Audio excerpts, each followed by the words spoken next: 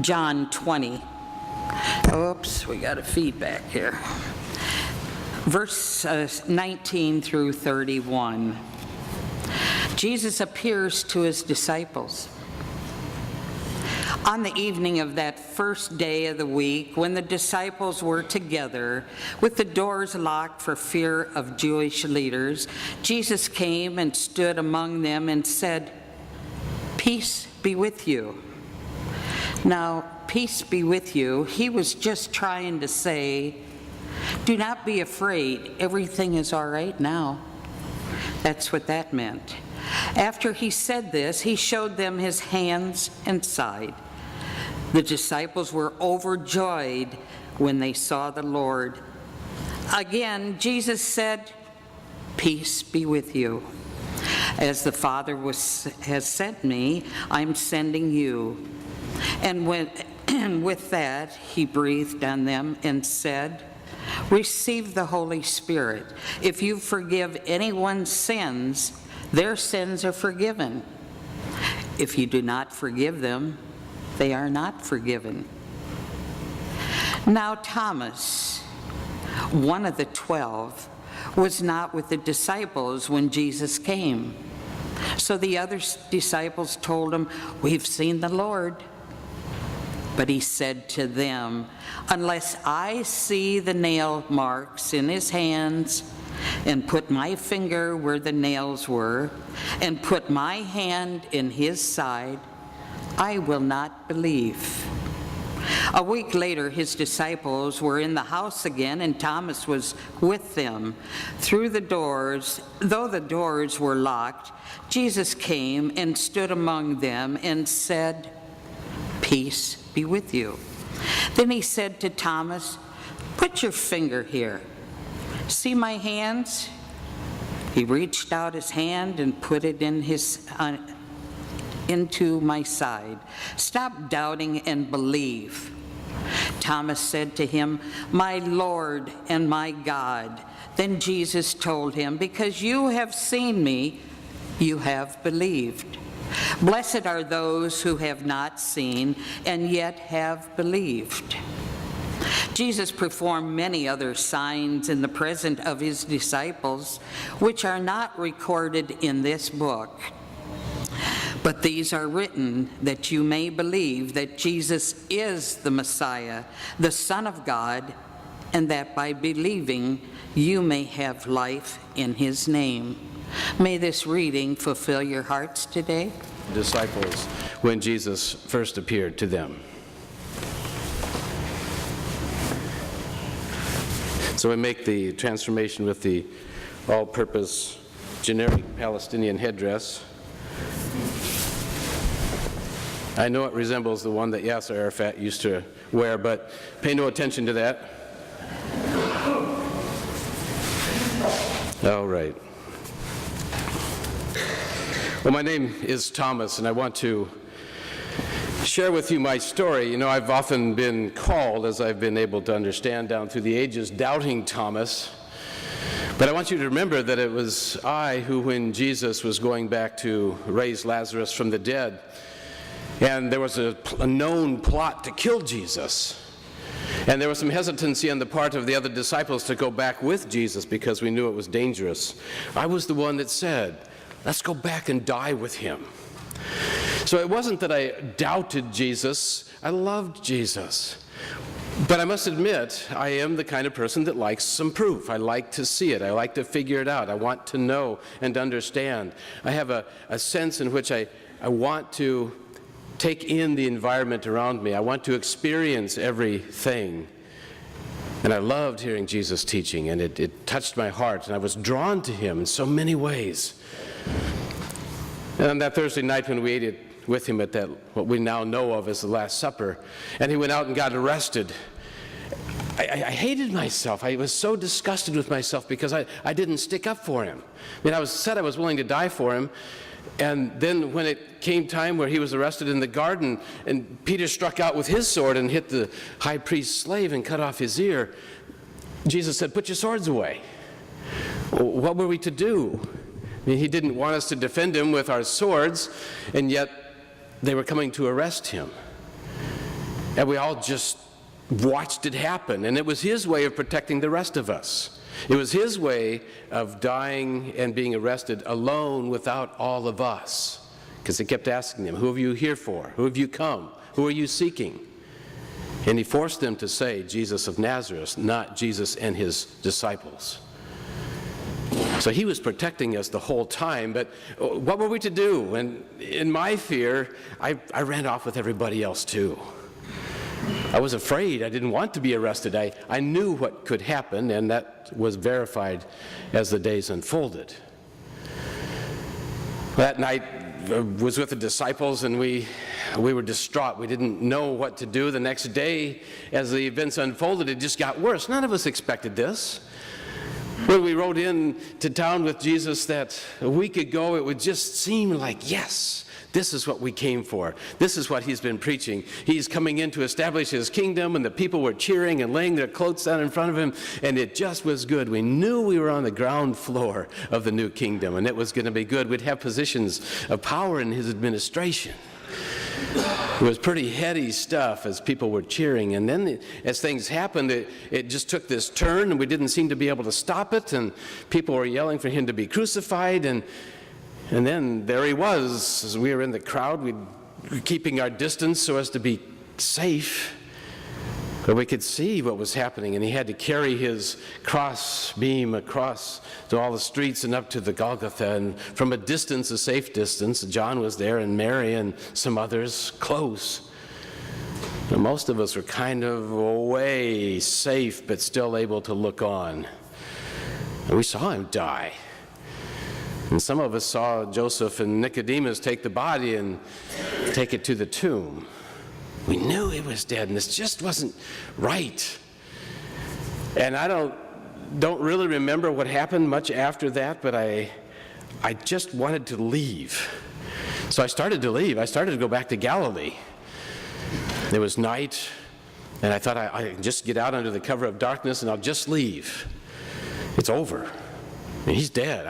I thought it would be different than this. And I ended up going to Bethany and staying with Mary and Martha and Lazarus. And I spent the night there. And it was helpful to be there because, they too were distraught, and they too were just in great grief and sorrow over the death of Jesus. But Mary had some assurance even in her sorrow. But she was the one that kind of always got Jesus. She kind of always understood. And she was saying, yeah, but do you remember how he said on the third day he would rise from the dead? Do you remember that? Remember how he told us that several times? And I did remember, and it began to bring me hope. And then she brought in Lazarus and pulled Lazarus to her side and said, and Lazarus was dead, and Jesus raised him from the dead. Maybe it's going to happen for him. And Mary had a sense in her sorrow and in her grief, still had this sense of possibility, sense of hope that things might be different. And this was Friday night. A couple days, she was still going to hold out hope that this could happen. Lazarus was raised from the dead. Jesus told us he was going to die and on the third day be raised. Trust that, trust that. And she shared other scriptures with us. That Jesus had said things like, blessed are they who mourn, for they shall be comforted. And Mary just kind of encouraged us and kept us trusting in Jesus. But it was hard for me. I mean, I heard those words, and it was kind of difficult for me to remember them, but they were there. But I don't know. We slept. It wasn't the best sleep. And the next day, Saturday, then, in your days of reckoning, that I went back to Jerusalem. I kind of needed to get with the other guys. And I went back and I crossed the road that went down to Jericho, and I remembered how how Zacchaeus had been changed. We went down to his house, and Jesus had called him, and we went, and he was a changed man right there as he believed in Jesus. And that gave me hope again. And then as I walked into town, I remembered how going on that path, how crowds had cheered. and how Jesus was king, and they were yelling out for him. And that brought me some grief, because then I remembered how people had also yelled for him to be crucified, and how it just wasn't at all what we had thought. And I just wanted to feel Jesus somehow, to touch him. And I went to the pool of Siloam, where he had had a man washed to get cleansed and to be healed. And I wanted that too, because I wanted the darkness and the grief to go away. I wanted the images of the crucifixion to be cleansed away. So even though it was the Sabbath day, I bathed in the pool. And people looked at me with disgust, but I didn't care. I needed some tangible way to touch Jesus, to reach out to him. I wanted to be with him so much. And I took that dip in the pool, and I just wanted that water to wash over me, to cleanse me.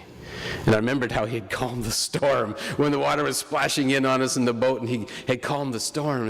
And it was a way for me to capture some hope again, as Mary had began to instill. And then after I walked around for a while, I dried off, and I went to the upper room where we had that meal just a night or two ago. And I took the bread that I had carried with me in my travel jug of my skin of wine, and I shared in silence there, nobody was there, the bread, and remembered how he had taken bread, and he gave it new meaning. He said that this was his body, and that the wine that I drank out of my skin, he said, this is my blood of the new covenant. And I remembered he told us this was going to happen. He told us he was going to go and be killed, and his blood would be shed for us, even a couple days ahead of time. And in that moment, alone there and taking in that bread again and that wine, it's almost like I sensed his presence there. It's almost like he was there with me, and it's almost like he was coming into me as I took that bread and wine. It was a very precious time, and I remembered what he had done for us. I wandered the streets some of that day, and I knew I was doing more than a Sabbath day's journey, but I couldn't help it. I just wanted to remember and to touch him.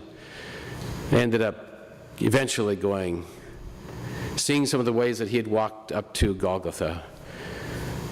And I ended up going out to the Mount of Olives to pray where he had prayed, to maybe touch the ground where he had knelt. And of course my anguish came back as I remembered that we had fallen asleep on him when he had asked us to pray. But I somehow just wanted to be where he had been, that maybe that would bring him to me in a way. And I remembered some of his words, how he had told us that light would shine,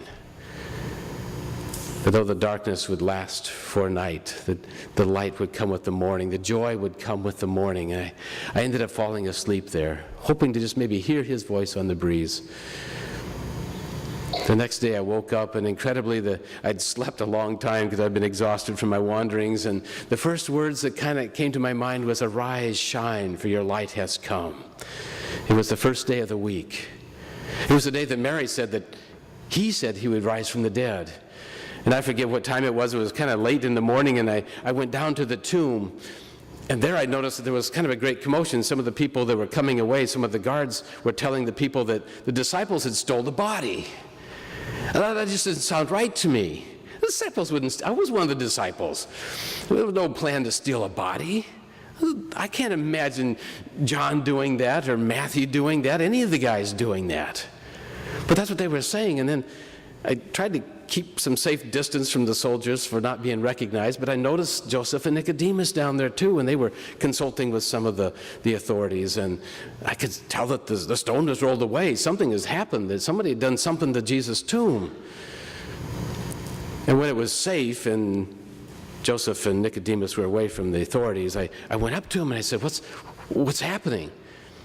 And they kind of looked at me with almost a bemused peacefulness in the midst of some confusion. They said, well, we're hearing stories from the other disciples that the women have seen him, that they've seen Jesus alive, that they came to the tomb early and the stone was already rolled away and he wasn't there, but then he began to appear to them, and there have been visions of angels. And everybody's indicating that Jesus is alive, just like he said. And Mary's words came back to me, remembering what Jesus had said. So I went to be with the disciples. I just had to go to the house. And when I got there, they were all saying the same thing, that Jesus was alive. He'd been appearing to some of them. And I wanted to believe that. It seemed like I'd felt his presence at different times, when Mary spoke and when the scriptures came to me, and when I remembered that Last Supper as I ate the bread and I drank the wine, and I kind of knew that he was close, but I couldn't see him. I didn't see him. He didn't appear to me. And I remember just kind of blurting out in my confusion, well, if I don't stick my fingers in his wounds and thrust my hand in his side, I won't believe. And they didn't give up on me. They didn't razz me or anything. They just said, well, but we're hearing that he's believed, and he's appeared to us, and he appeared to Cleopas and another friend coming back from Emmaus. Well, a week went by, and no Jesus for me. But they were excited. They were changed, and I wanted that too. I so wanted what they had. And then when we were all together, it was about a week later, Jesus appeared right in the room. The doors were locked, the windows were closed, and he just showed up. And he looked right at me as if there wasn't anybody else in the room. And he said, Thomas, here you go. Put your finger in my wounds. Put your hand in my side. If you need to do that to believe, here I am. Believe, don't doubt, but believe. And I didn't even have to do that. After my big words of I won't believe unless I do these things, I didn't even have to do it. I just fell down on my knees and said, my Lord and my God. And Jesus said some amazing words. He said, do you believe because you have seen me? Blessed, oh, the joy of those who have not seen me and yet believe. And I wonder if those words weren't just for me. I don't think they were for me. I think maybe he said that and John was listening in and remembered them too and wrote them down for you. Because in a very real sense, you are like me in that week when I had not seen Jesus resurrected like everyone else. When I had not seen him after his death like the others had. And I so wanted to, and I did things to help me remember and to believe, and in those things I felt his presence. But him I had not yet seen. What I have come to know about Jesus, what he did for me, he was willing to do for me whatever it took that I would believe. If I needed to put my hands in his wounds in order to believe, he was willing to do that. And I believe the same is true for you, that whatever it is that you need, Jesus, if you're really seeking, if you want to know him, if you want to draw close to him, he will reveal himself to you in a way that makes sense to you. Now, sometimes we throw up roadblocks and try to ask for the impossible so he won't do it. But if you're seeking him, he will reveal himself to you. And I think the ways that it can happen are ways that you're going to participate today, like it did for me in the upper room. When I ate that bread and I drank the wine, I remembered what he had done for us at the Last Supper, and it was a way that I felt close to him. When Mary shared with me the scriptures again, the things that he had said, it was then that I had hope and felt close to him. Being with the others gave me a sense of hope and a sense of his presence as well. It can be that way for you. Today, as you remember that Last Supper, use this as a way to taste and see that the Lord is good. Taste and see that God is here for you. Welcome Jesus into your heart. And it may not be the first time, but it may be a way for you to be nourished and sustained and strengthened and encouraged for the doubts that you may have from time to time, for the questions that may arise when things don't go well and we don't know what God is up to. Yet he is with us, even in our grief, even in our sorrow, because he is the risen Lord. He is the living Savior of the world, yours and mine. If you seek him, he's just looking for people whose heart is open and seeking him. Seek him this day in this special occasion of God's graciousness.